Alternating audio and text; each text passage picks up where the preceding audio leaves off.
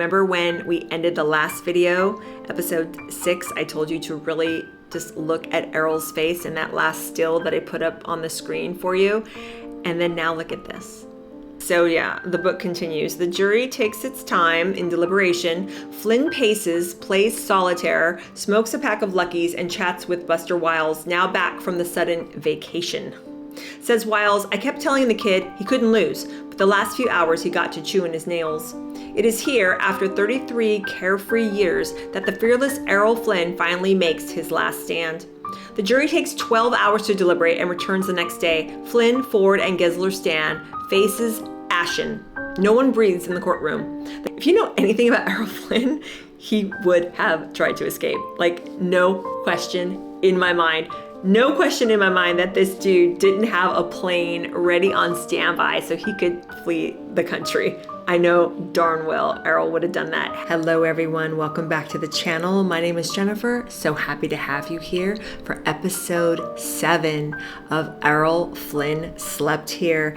Getting juicy, you guys, getting juicy. First off, I want to apologize for my lighting. This is the only time today that I could film and get this video in. Still don't have my lighting equipment with me, but thank you for giving me grace. In this episode, we're getting into chapter 5 in Errol Flynn Slept Here, Having My Wicked Way. That's what the chapter is called. And last time, when we were ending chapter 4, it was so juicy that I thought I would read it again just to kind of set the scene for what we're segueing into for chapter 5, because now we're getting into the rape trial, Errol Flynn's rape trial.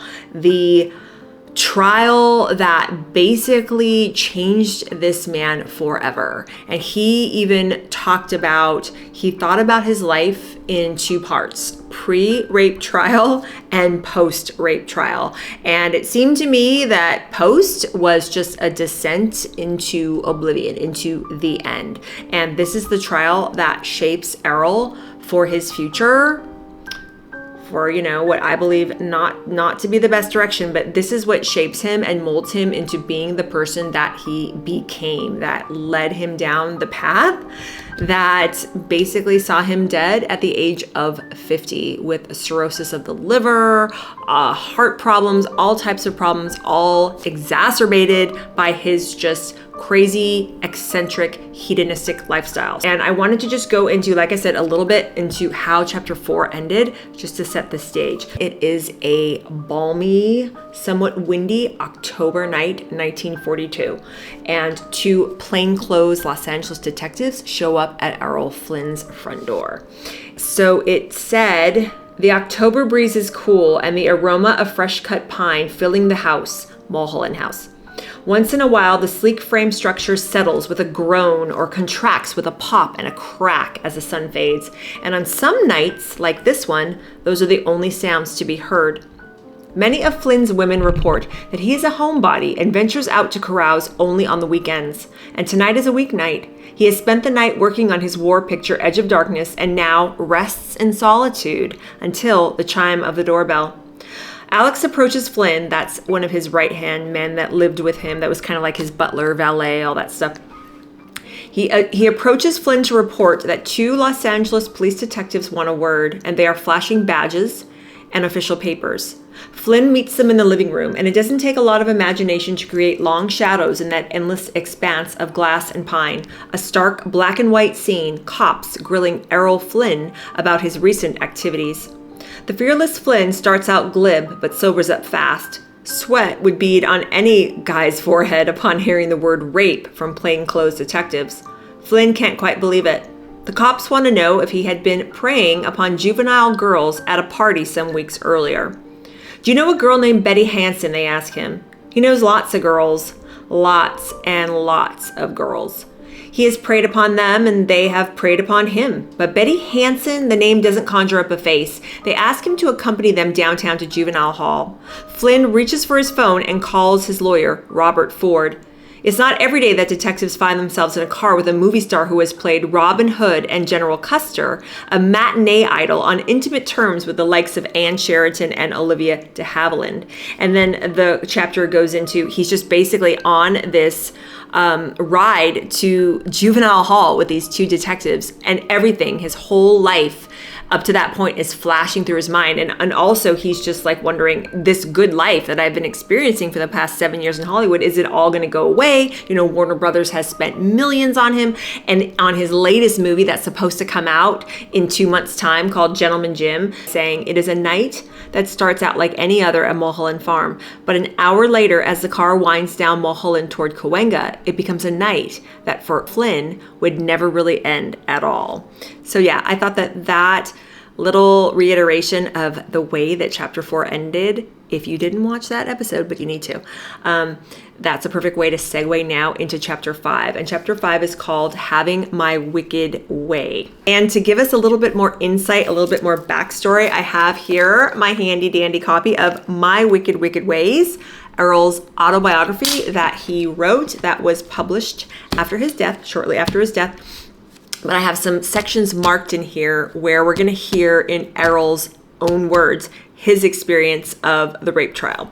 But now back to this book, Errol Flynn Slept Here, chapter 5, Having My Wicked Way. And the chapter begins. Flynn will remember it in his memoirs as a long car ride, moving ever farther away from the sanctuary of Mulholland Farm, that he completes in silence. Betty Hansen, he cannot for the life of him remember a Betty Hansen. Tawdry business like this might cause the studio to release him, citing the morals clause in his contract. His standing with the public will certainly suffer. Sure, he's a carouser, a bad boy, but people seem to love him for it. They will not only forgive him his escapades, from womanizing to drunken brawls, they revel in them. He stands alone in the hearts of the public, Errol Flynn, swashbuckler. But rape? This, he knows, is different. Maybe the studio can cover it up. A payoff to the police here, to a reporter there. It happens all the time in Hollywood. With his mind racing, he chain smokes the miles away. Here, Flynn's life intersects that of 17-year-old Betty Hansen of Nebraska, visiting her sister in Los Angeles. On Saturday, September 26, 1942, Hansen is one of the many young cuties at a Bel Air party that Flynn attends on St. Pierre Road at the home of Freddie McAvoy. She is taken there by a Warner Brothers studio clerk at the invitation of Buster Wiles. A good-looking blonde nightclub singer named Lynn Boyer also attends, and entertainment is provided by an exotic dancer named Agnes Troops. Hansen admits later to going there specifically to meet Flynn after having sought advice on ways to play up to him.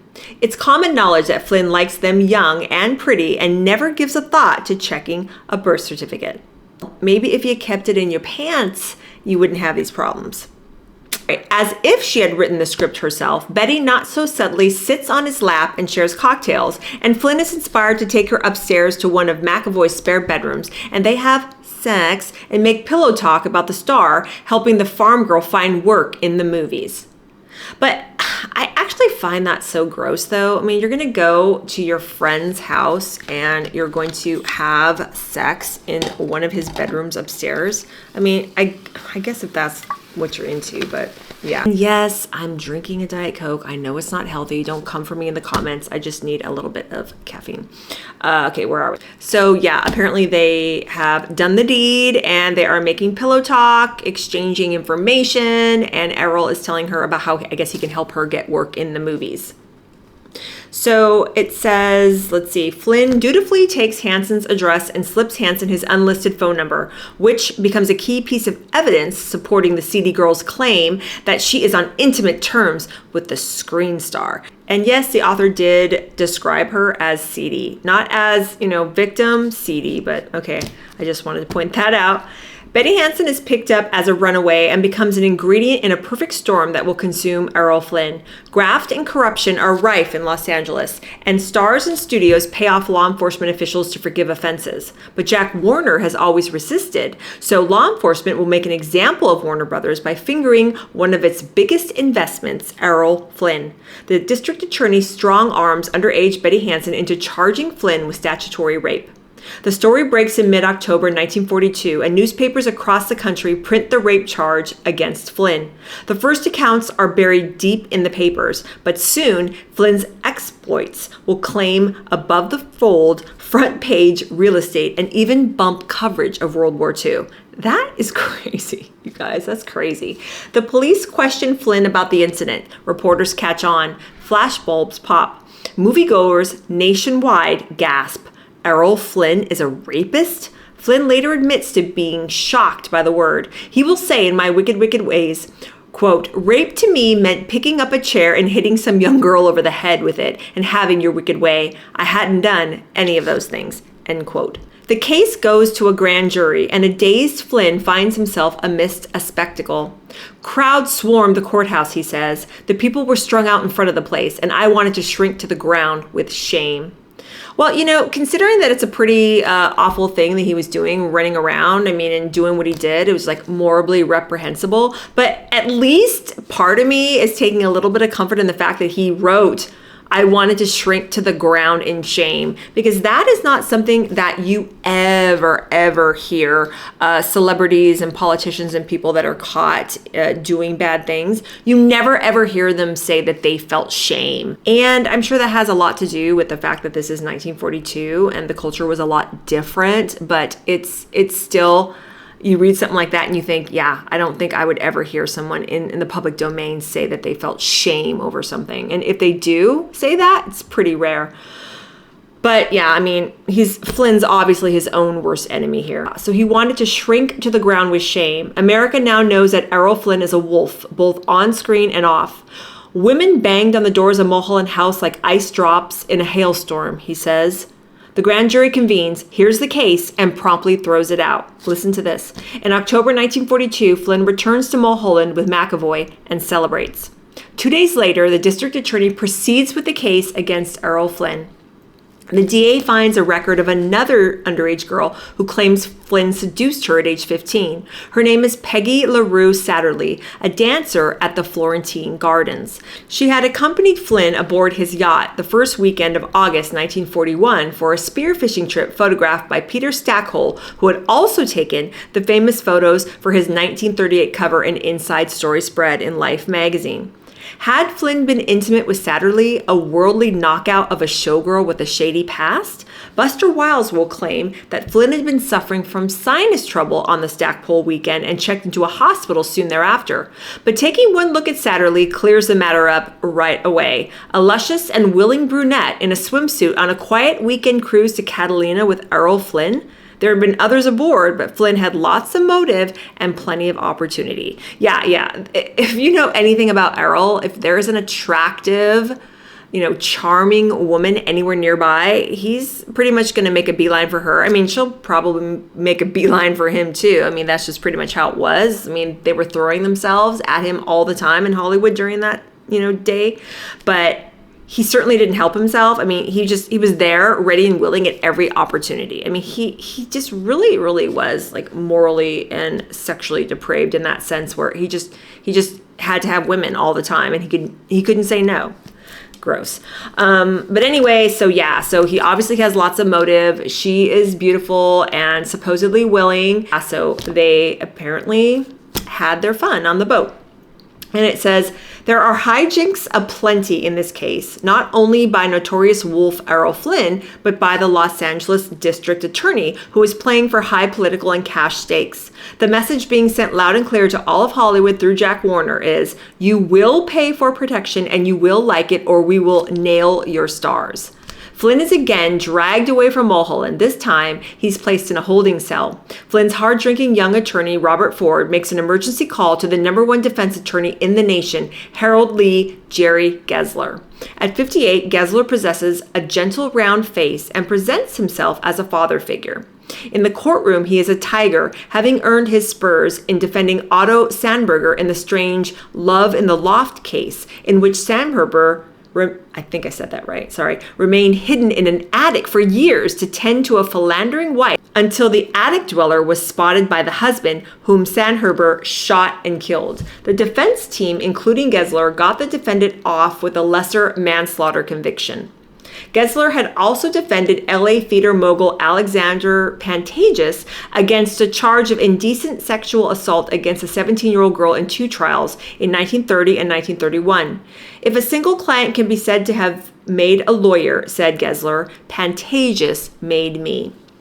This case gives Gessler important expertise in defending a man charged with raping an underage girl.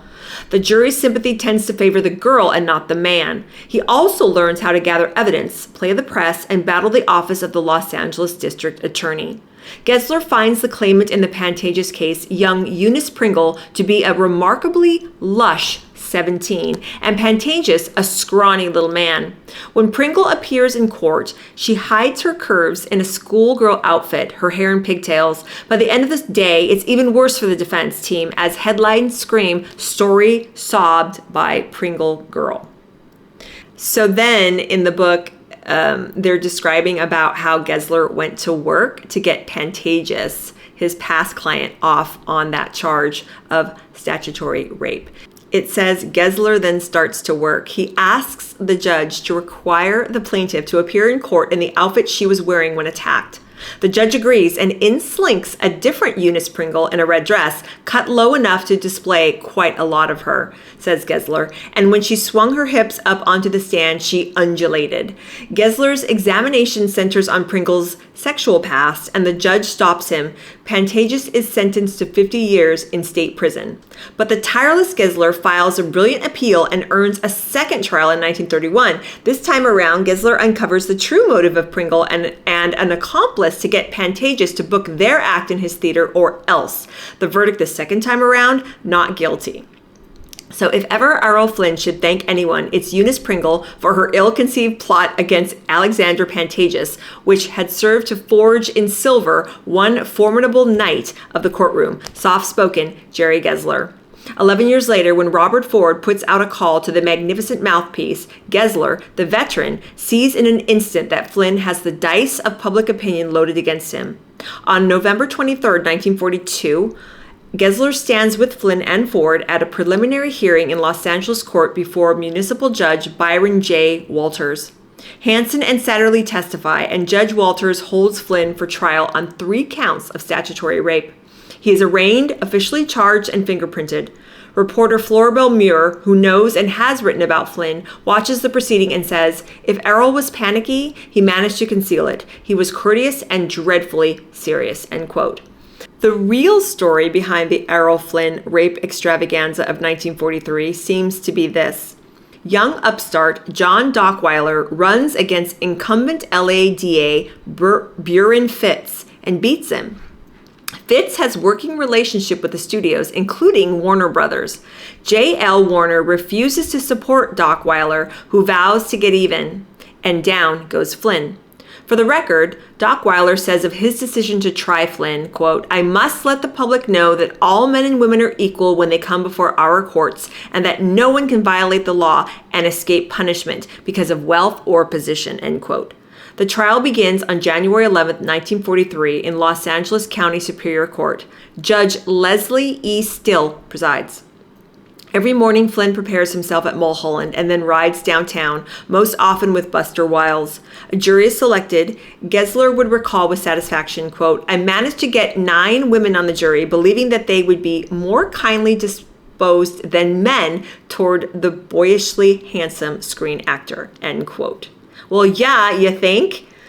Betty Hansen takes the stand first and quickly proves to be no Olivia de Havilland. She's an ordinary-looking, uneducated Nebraska farm girl who seems far out of place in a Los Angeles courtroom. Well, okay, I don't really know what being uneducated would have to do with whether or not you are a victim of a crime, but anyway, maybe that's how the press was portraying it back then, but that's what the chapter says. So she looks far out of place in the Los Angeles courtroom. Deputy DA Thompson Cochran guides her through testimony about the day 4 months earlier when she had met Flynn at the party at Freddie McAvoy's Bel Air mansion. She had shared drinks with him, sat on his lap, allowed him to lead her upstairs and remove her clothes in a McAvoy guest bedroom and have sex with her, leaving his shoes and socks on. It is the first of many private details aired in open court that whittles away the soul.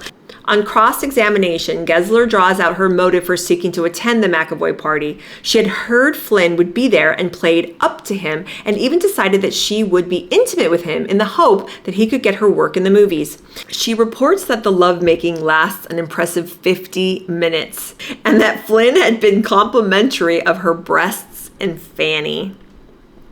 Okay. The case takes a bizarre turn when Lynn Boyer, another guest at McAvoy's party, appearing under subpoena by the DA, bursts into tears and threatens to jump out the window of the courtroom rather than testify against heartthrob Errol Flynn. And I guess she made that known in court that she'd rather jump out a window than testify against Errol. That's kind of crazy.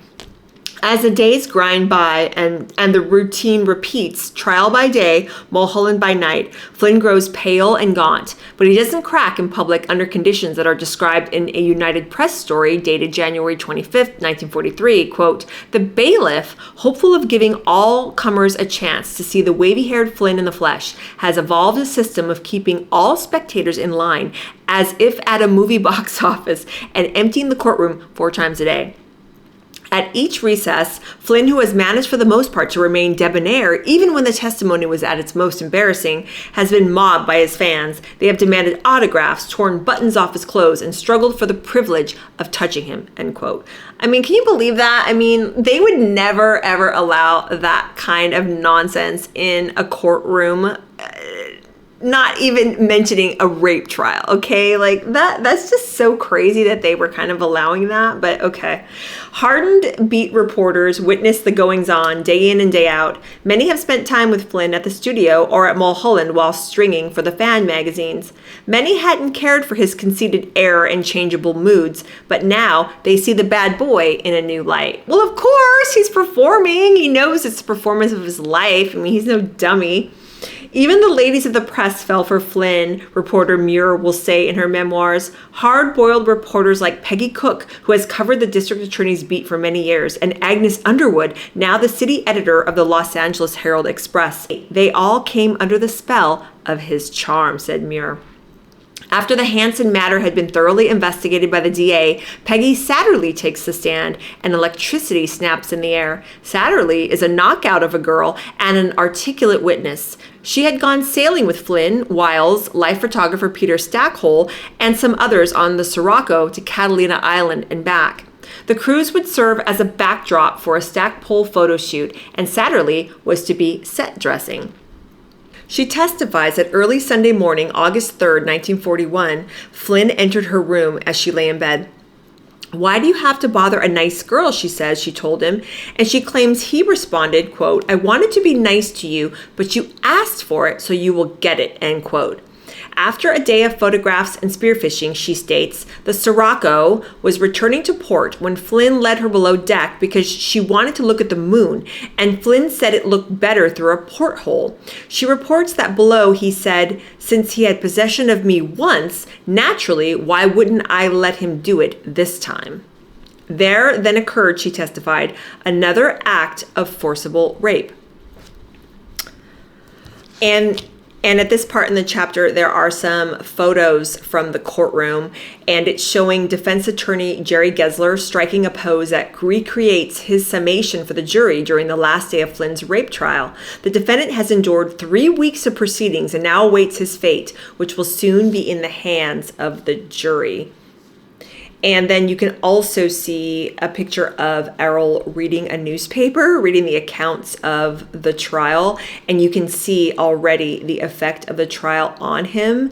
And it's really, really starting to take its toll. Now, in the chapter at this point, they're talking about a woman named Linda Christian. But there's a sidebar in the chapter that I want to read to you about this woman. And this little part is called Stashed at Mulholland. And it says, if only America had known what was going on at Mulholland while Flynn was fighting for his freedom.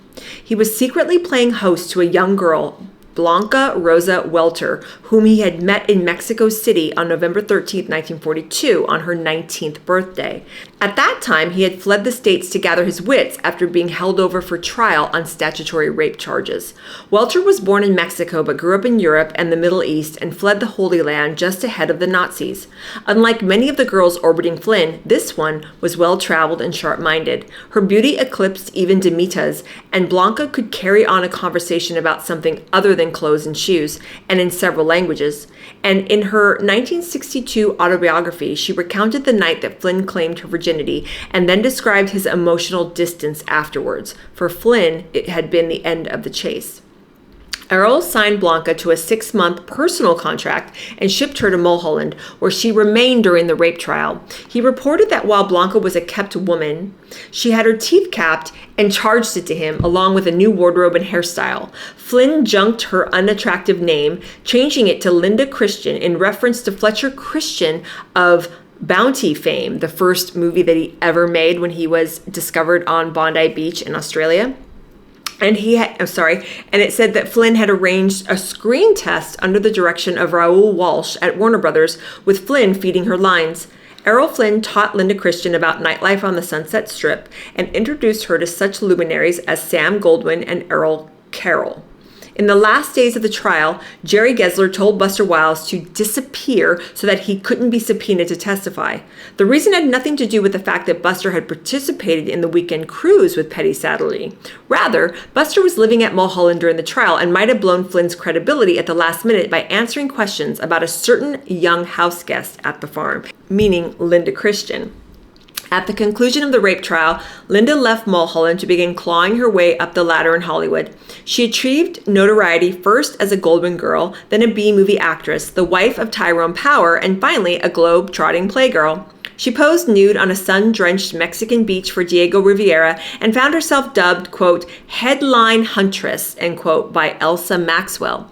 Linda Christian is one of the last remaining luminaries who knew Flynn and Mulholland in their heyday, in this case, during the darkest days of Flynn's life. And there is a picture of her, I guess, from one of her movie productions stills, but very, very pretty woman. And then the chapter also has a picture of Errol in court, and it says, on January 28, 1943, Assistant District Attorney John Hopkins pointed out testimony from the preliminary hearing to Errol Flynn as he sat on the stand for cross-examination during the rape trial. Flynn was a good witness, said Defense Attorney Jerry Gessler, is something of an understatement. So now that we know about a little bit of the backstory about who Linda Christian is, why she's staying at Flynn's Mulholland farm. So this little segue in the chapter is after Satterley testifies to rape at the hands of Errol. And it says, Linda Christian, Flynn's house guest at the time, wanders into the dining room one evening to find that, quote, Errol was shouting from the head of the table, I don't care, I tell you, if it takes every cent I've got, I'm going to throw this thing back in their faces, end quote. 5 other men at the table murmured in agreement, and Errol introduced them as just a few of my varied acquaintances. Linda reports that this group, which includes Jerry Gessler, Robert Ford, and members of their investigative team, along with Flynn Confederates Wiles and Freddie McAvoy, huddle often at Mulholland during the trial as Flynn's drinking picks up noticeably. And yes, that is kind of the beginning of the end, because he really started heavily drinking during this trial, and pretty much to the end of his life, never stopped. A week into the proceedings, the prosecution learns that 2 of the jurors had expressed opinions about Flynn's guilt or innocence before they had been seated. All the attorneys and Flynn rush into Judge Sill's chambers, the DA asking for a mistrial, and Gessler asserting that if a mistrial is granted, Flynn would be put into a situation of double jeopardy if he were to be tried again. Flynn quips, I don't mind rooters in the jury box, but they ought to keep their mouths shut. Judge Sill orders the trial to continue, and Gessler goes on the attack. He goes before the press and says, we are seeking no compromise. We are denying the charges right down the line. As if scripted by Hollywood, Gessler ambles along, all the while establishing the credibility of his clients and the unreliability of the claimants. He makes the jury aware that Hansen has been charged with some unusual underage sex crimes and is seeking to avoid a stint in juvenile hall by agreeing to make the charges against Flynn. Gessler really goes to work on the character of Petty LaRue Satterlee. He alludes to a photo of Satterlee posing semi-nude but doesn't show the jury. He just gives a tisk-tisk wag of his head. Then he destroys Peggy's credibility in claiming she had actually seen the moon through the porthole that night. If she did, it would have been positioned on the opposite side of the boat from her room below decks as Sirocco returned from Catalina. He draws a map of the heavens on the chalkboard and begins his dissertation. "This is serious," one of the women jurors murmurs. "It certainly is." And Sirius, I guess, meaning a constellation, as in Sirius. Gessler infers that for the claimant to have even glimpsed the moon, she must have X-ray vision. Upon taking the stand in his own defense, Flynn makes a solid witness. "He was good because he answered forthrightly everything asked of him," said Gessler. "He didn't change his pace between direct examination and cross-examination." Flynn's answers to the questions posed by the prosecution, according to Gessler, were enough to make any sane man wonder if he and Miss Satterlee were talking about the same voyage, on the same boat, or even whether it had traversed the same body of water. Flynn denies having any sort of interest in or erotic contact with either Peggy Satterlee or Betty Hansen. Gessler maneuvers the district attorney into calling a Canadian Air Force pilot to the witness stand, a man 28 years Peggy's senior, and makes it part of the public record that Satterlee and the pilot had made a late-night visit to an LA mortuary and that young Peggy had cavorted in sexual fashion among the corpses. I don't think that would be admissible today. Like this is wild. Shows the moral makeup of this young woman, but still, I don't think that would ever be allowed. What are these lawyers on TV and in court and stuff when you're watching court TV and stuff always saying, objection, irrelevant, like. They would try to say that, so what? Like, so what if she did that? Even if she did, why is that relevant here?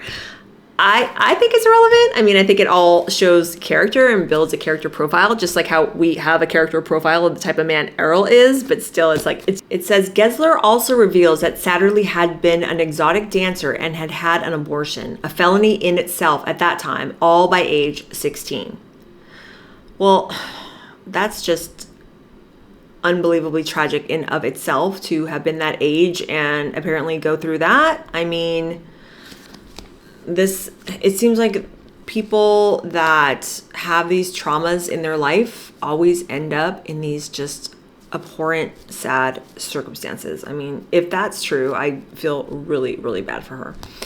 On the other hand, Gessler has to tap dance around Errol Flynn's pet names for Satterlee, JB and SQQ.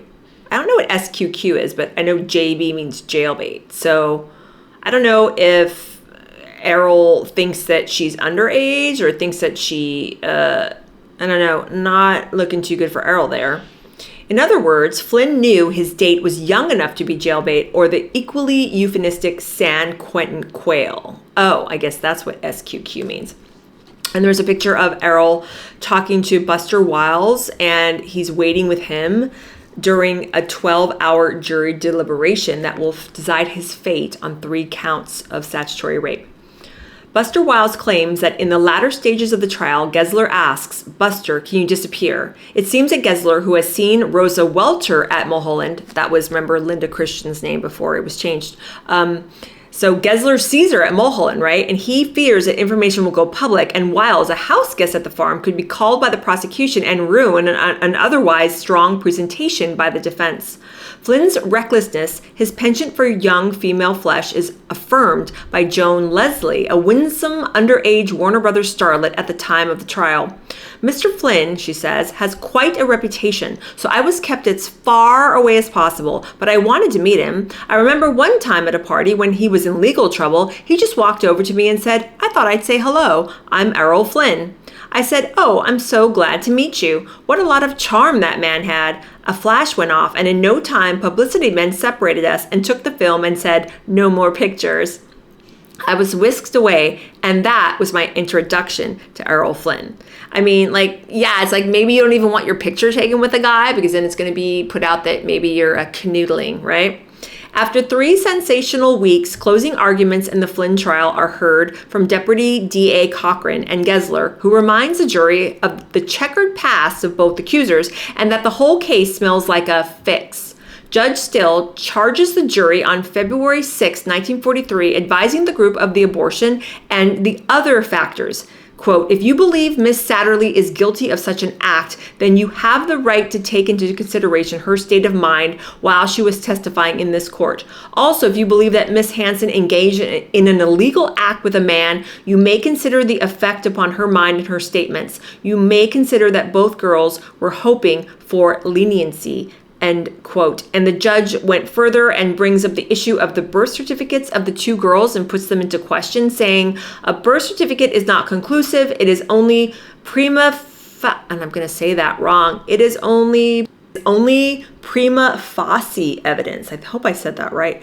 If you entertain a reasonable doubt in your mind as to the ages of the witnesses, you should give the defendant the benefit of the doubt. It seems to me that basically the judge is saying is that if you take into account the character of these witnesses, and if you can look at them and maybe think or make the determination that they can look or act older than their years, then it's probably reasonable to conclude that Errol would do the same. So you want to give him the benefit of the doubt. I do think that it is sad for the victims, for the judge to bring up the fact that Satterlee did indeed have an abortion. I mean, I guess, did they prove that she did? Because at that point, the judge is even saying that, you know, that this is what she did. Sad that they would bring up that trauma. Obviously, that's pretty awful. But still, I mean, feel so bad for that young woman. So yeah, that's basically what it sounds like the judge was doing, is to give Errol the benefit of the doubt. I mean, let's call it what it is. If this trial were to happen today, we all know that Errol would probably be sitting in jail, at least for a little while. So yeah, the book continues. The jury takes its time in deliberation. Flynn paces, plays solitaire, smokes a pack of Luckies, and chats with Buster Wiles, now back from the sudden vacation. Says Wiles, I kept telling the kid he couldn't lose, but the last few hours he got to chewing his nails. It is here, after 33 carefree years, that the fearless Errol Flynn finally makes his last stand. The jury takes 12 hours to deliberate and returns the next day. Flynn, Ford, and Gessler stand, faces ashen. No one breathes in the courtroom. The jury foreman, Ruby Anderson, reads the verdicts on all 3 counts, not guilty. Judge Still tells the jury, the evidence was sufficient for you to have arrived at a verdict in either direction. Under the circumstances, I think you have arrived at the proper verdict. Wow, okay, well, he definitely is making his thoughts clear there. Flynn leaps across the desk to the jury box, flings a leg over the wood railing, and shakes the hand of each juror. Peggy Satterlee's reaction is heard by courtroom reporters. I hate him more than anyone else in the world. I think it's horrible. I knew those women on the jury would acquit him. They sat there and looked at him adoringly, just like he was their son or something. She slumps and says finally, I wish those police had left me out of this altogether. So I've read several accounts, and it seems like that is the line that this author of Errol Flynn Slept Here is taking, is that basically the police department in Los Angeles at that time, who knows if now, I'm not saying that, but apparently at that time they were corrupt and they were trying to get payouts from studio executives for, you know, hey, you pay us, and when your stars act up and do all kinds of crazy, irresponsible, degenerate things, we're just gonna look the other way. And I guess jail didn't want to pay up when this new DA got elected, and supposedly that's why they basically tried to fry old Errol over the coals there. There is a picture of Errol in court shaking the hands of some of the women jurors, and they have got smiles on their faces like you would not believe. Like, they are beaming ear to ear. It says not guilty. Assistant DA Thomas Cochran sits dejectedly on the banister as Errol Flynn goes down the line and shakes hands with each of the 12 giddy jurors after they exonerate him on February 7th, 1943. I guess it was a lady foreman. One of the jurors, Miss Nellie S. Miner, says, we knew Flynn was not guilty a long time ago, but we didn't want to come out too soon because we wondered what the public might think. When told of this, Flynn thinks of his long, tortured hours of waiting. That's a fine thing, he gripes. I think I aged 10 years while they were fiddling around worrying about public opinion. I didn't know jurors had to care. On the other hand, he has spent a month making sure they did care by playing the boyish, sober, and serious craftsman, a guy it was impossible not to like. Then he says, I know that the innocent man armed only with the knowledge of innocence isn't always sure of getting justice. I appreciate now that it is all over. What a dangerous spot I was in. His ace in the hole, by his own admission, in my wicked, wicked ways, he had arranged for a plane to be standing ready to fly him straight to Mexico if at any point it looked like curtains. And if you have followed this series at all, heard all my backstory about this man, what an adventure he was, you know, that might be a kind of fun thing to say in retrospect, you know, someone to kind of like pose and be like, oh yeah, like there's no way I would have gone to jail. I would have escaped or whatever. If you know anything about Errol Flynn, he would have tried to escape. Like no question in my mind. No question in my mind that this dude didn't have a plane ready on standby so he could flee the country. I know darn well Errol would have done that had he been found guilty.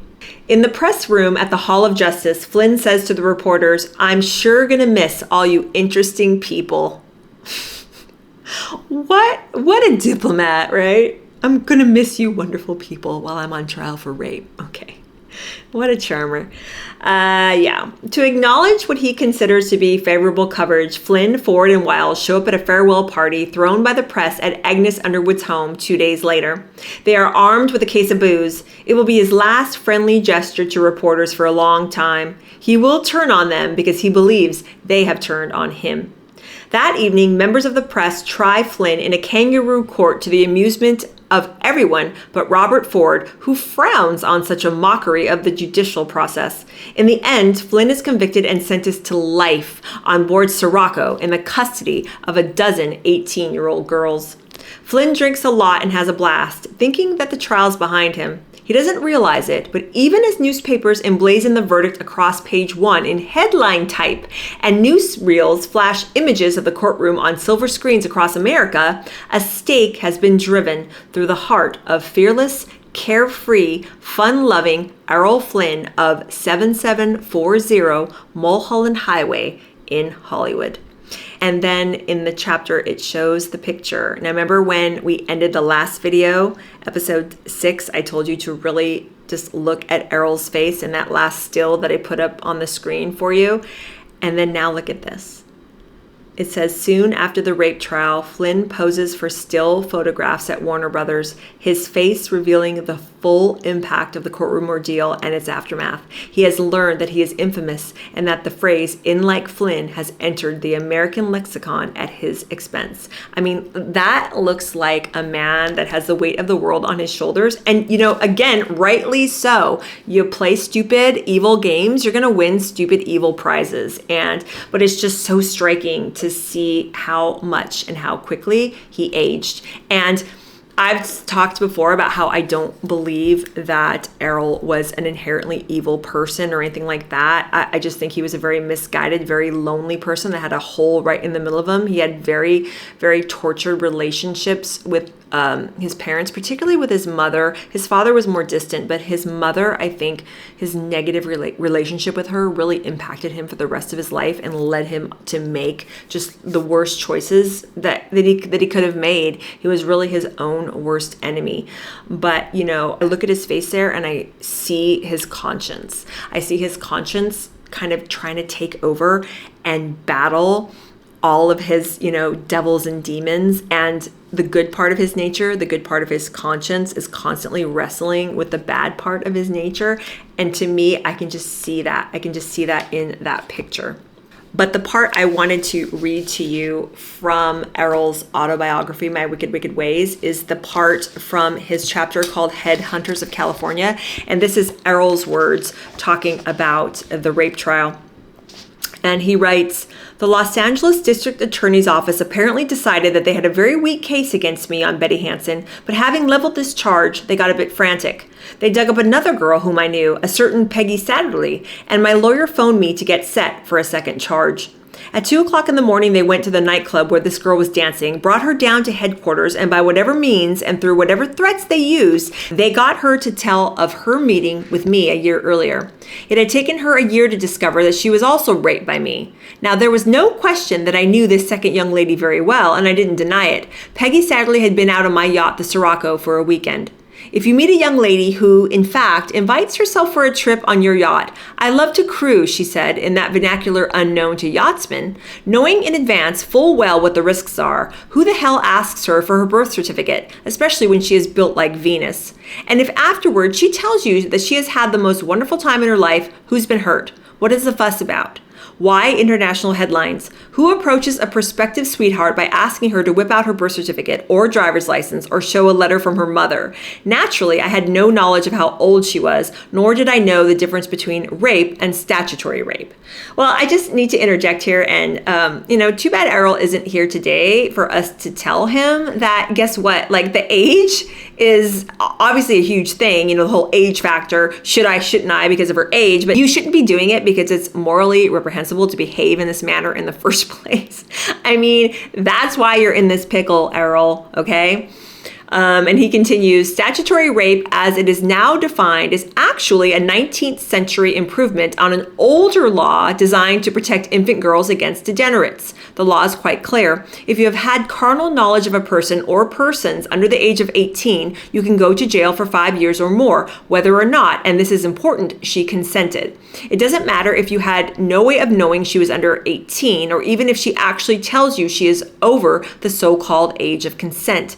Broadly interpreted, it could even mean that should a powerful girl under the age of 18 knock down a man, sit on his chest, put a knife to his jugular vein, and say that if he didn't overpower her, she would cut his throat, he could still get 5 years in jail for doing as ordered. That would be stretching the law, but that is actually what the law says.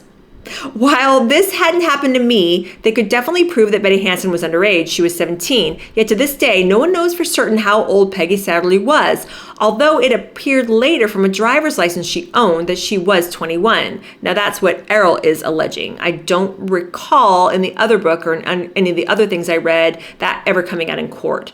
So here I was faced with 4 charges of statutory rape, 2 on each count, and scheduled to go before the grand jury 2 days later.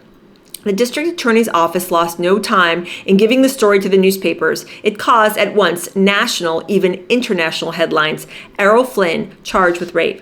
I didn't sleep much in the period before the grand jury session. I tried to imagine what effect my troubles would have on my father, who was dean of the Faculty of Science at Belfast. What would my mother, my sister, think of it? Crowds swarmed around the courthouse. The people were strung out in front of the place, and I wanted to shrink into the ground with shame. Remember that part? The mere idea of force or rape was unthinkable. Who had to hit somebody over the head with a chair or trip them up or smuggle them across the border? On the contrary, where was my baseball bat to ward them off? Oh, Errol. Women banged on the doors of Mulholland House like ice drops in a hailstorm. I had to bolt the doors against them. I had proposals of marriage every day. I got letters from women setting up dates, hours, and places where they could be waiting for me, ripe and ready, and they didn't wait for a written reply. They went ahead with their plans, and when I wouldn't show up, I would suppose they were disappointed. But this wasn't New Guinea, where I was alone with palm trees. I was a big Hollywood star. Female flack burst about me at all time. So what the hell was this charge of rape? Somebody was out to put the screws in me. Who was it? What was it? Still, I held my head up. I must go into this with a fairly dignified demeanor. It came back to me now, as a younger man, I had set out to acquire a dignified look, the manner of a man of means, of stature, and pride. How I had deliberately squared my shoulders, stood erect, held my head up empirically, and practiced moving about with a certain hauteur, in the belief that you can make yourself what you feel, what you want to be, and that if you act great, you may become great. So then he says, the girls told their story to the grand jury. I told mine. Freddie McAvoy gave evidence supporting what I said about my knowledge of the Hansen girl, and the grand jury was swift about it. They saw something stank. They promptly returned what is a no true bill. That meant they believed me, not the prosecution. So essentially, the charges from both sides went before a grand jury, and the grand jury threw it out. But it was the district attorney who decided to pursue the charges even after that. So he's saying, yeah, it was thrown out. They believed me, not the prosecution. So rather quickly, it was over with. Freddie and I went back to Mulholland House. The load was off my mind. We celebrated my acquittal by opening a bottle of champagne. Freddie said, "You're lucky, pal." Still, it had been turbulent, and I tramped around my place, losing profanity at the walls, at the mystic forces that seemed to have been out to get me. It was all a goddamn torture, and I hollered, "To hell with Christ." Freddie, a devout Catholic when he felt like being so, shouted back, "That's blasphemy. Don't say that. You'll be sorry." "To hell with God, too. This is a crooked thing." That's what Errol said back to Freddie. I couldn't sleep. I stayed awake, hanging around the fireplace, wondering why I had been singled out for this business. Maybe I shouldn't have cursed God. Now, so that's how ticked off Errol was after the grand jury just threw out the case. So if he was mad after that, yeah, he was in for it. So Errol continues.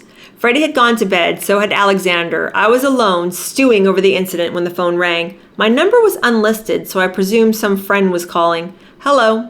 The voice at the other end said, "Hello, Flynn?" "Yes, who's this?" "That doesn't matter, Flynn. Listen, you've got a lucky break." "Lucky break about what?" "You know about what, downtown. You got a lucky break." "Well, that's a matter of opinion. Anyway, what's on your mind? Who are you?" "I'm not identifying myself," this man said, "but I will tell you something. If you know what's good for you." Then he asked, "Do you know Jack Warner?" "Of course." "Well, just ask Jack if he knows Joe. Just say Joe." "Joe? He must know a million Joes. Why should I?" "Just tell him Joe called you. If Warner only knows what's good for him, and you know what's good for you, you will drop a little thing called 10 G's at the corner of Melrose and La Cuenca." "Repeat that, will you?"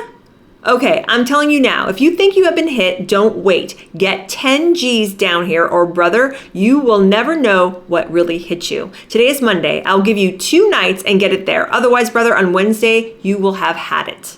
I figured I was talking to some crank, so before hanging up, I said, "Oh sure, $10,000? How would you like it, in nickels or dimes?" Oh, Errol. "Okay, wise guy, I guess you don't know what's good for you. You'll find out. Why don't you go to hell?" This is Errol telling him to go to hell, and I hung up. I paid no attention to this. I figured it was just some crank. I supposed I was a free man. The charges took only a few minutes for the grand jury to throw out. In cases like that, where the grand jury has refused to indict, perhaps not in 100 years has the district attorney's office gone any further, although under the law, the district attorney could proceed. That mysterious telephone call couldn't have hit the nail more on the head. On Wednesday, the district attorney's office announced that they were going to override the grand jury's decision and proceed against me on the same charges. Everyone was flabbergasted. The studio, my lawyer, my friends. When I heard about this, I was holding in my hands a cablegram from my father. He had indulged in a bit of whimsy. He had learned of my acquittal and had cabled, "How was it anyway?" When this new announcement was made, Bob Ford quickly realized that he shouldn't handle it himself. "This is very serious," he said. "There's only one man, Jerry Gessler. I'm going to retain him if I can.